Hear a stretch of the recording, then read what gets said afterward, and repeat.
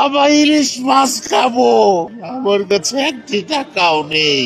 আমি আমার ছেলেকে বললাম, বাবা ইলিশ মাছ বাজারে উঠে নাই। বলেন কি?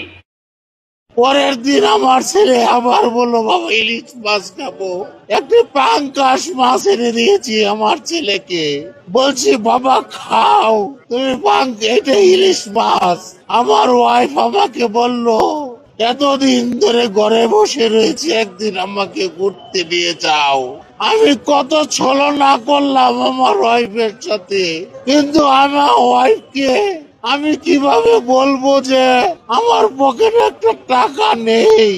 তখন সে আমার মানি ব্যাগ দিল, গিয়ে দেখলো আমার পকেটে মাত্র 80 টাকা আছে।